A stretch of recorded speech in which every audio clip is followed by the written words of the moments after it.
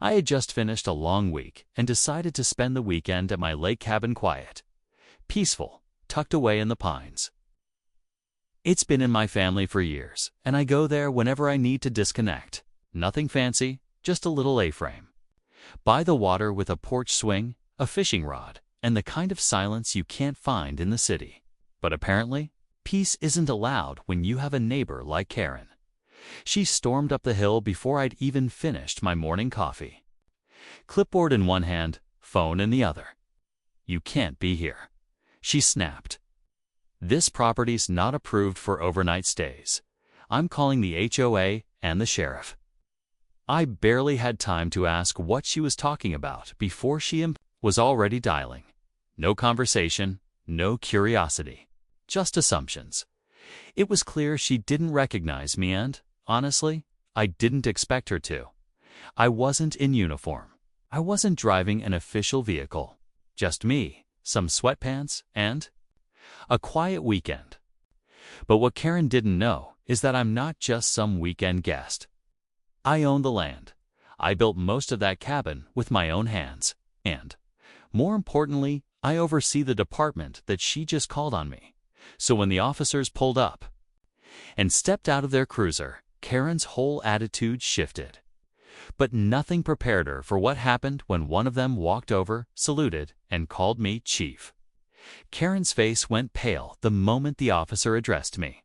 She glanced back and forth between us, suddenly unsure of the power she thought she had. But let me rewind a bit so you understand how we even got here. The lake cabin has been in my family for decades.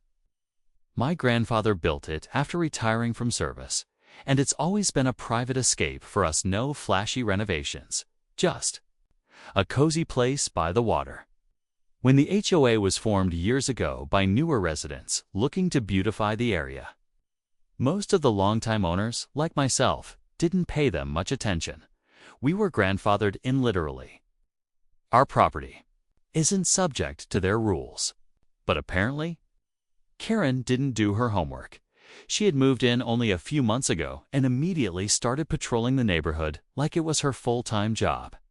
From the minute she saw me, something in her tone said this was personal. She assumed I didn't belong, that I must have been trespassing or breaking some made-up rule. But I wasn't about to play into her assumptions. I stayed calm, sipping my coffee. Watching her fumble through accusations about zoning codes and curfews, I could tell she was used to getting her way with people who wouldn't push back. But this wasn't her usual situation. She wasn't just dealing with a weekend guest, she was challenging someone who'd been part of the lake community longer than she'd lived in the state.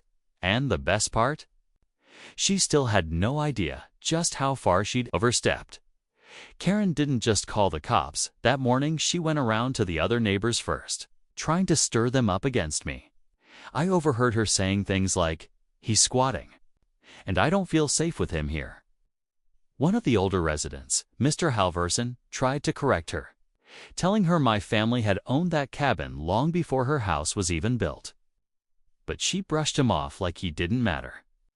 It was clear she was on a mission, and the truth wasn't part of her plan.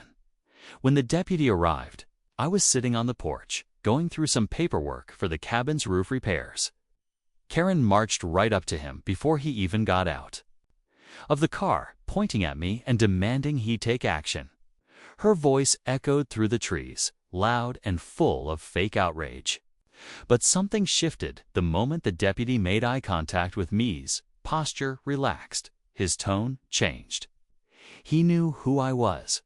What Karen didn't know was that I wasn't just any cabin owner, was the precinct commander for the county.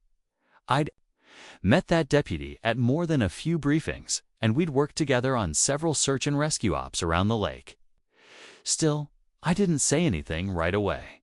I wanted to see just how far she was willing to go. Meanwhile, whispers started spreading through the neighborhood. Some folks peeked through their blinds, while others stepped out onto their porches.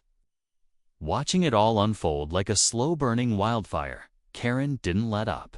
She waved her arms, her voice rising as she told the deputy I was trespassing. and refusing to leave private property.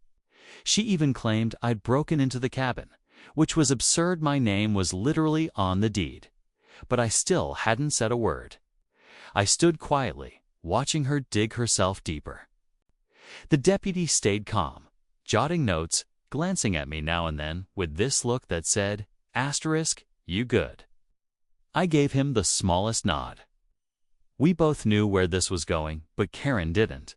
Then she dragged out the HOA president. Some guy named Bob, who looked like he'd rather be anywhere else.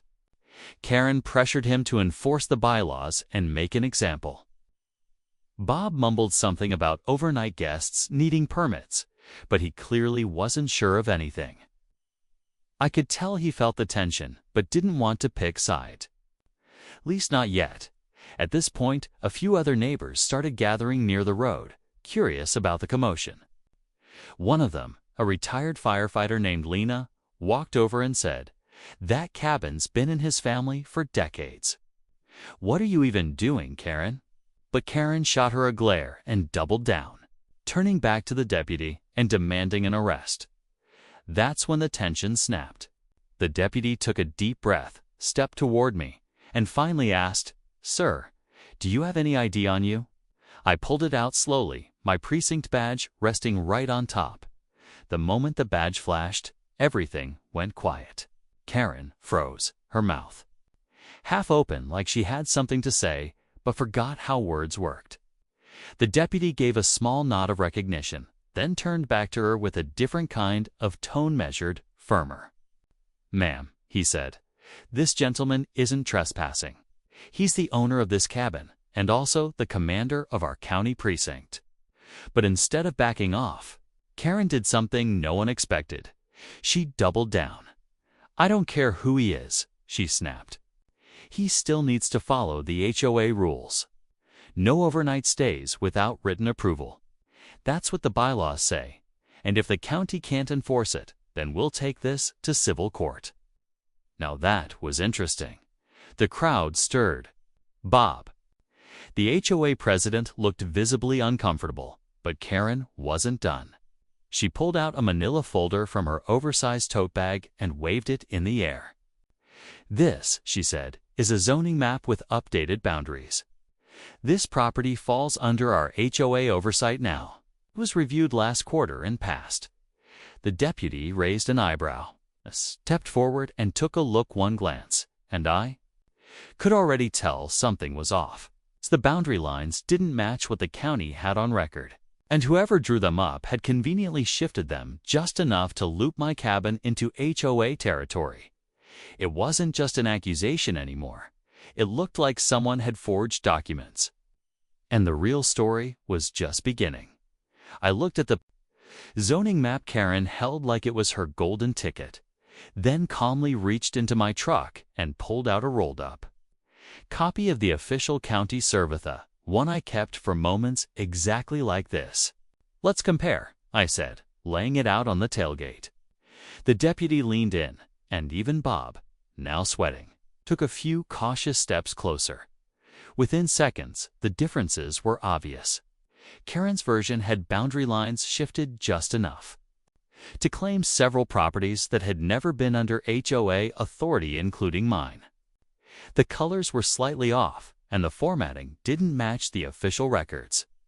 The deputy gave me a knowing glance and immediately got on the radio to confirm with county zoning. What came back over the radio sealed it. Negative, latest. Recorded map shows no changes. That cabin is not within HOA jurisdiction. Karen's face turned bright red. She started muttering something about clerical errors and updated drafts, but the moment was gone.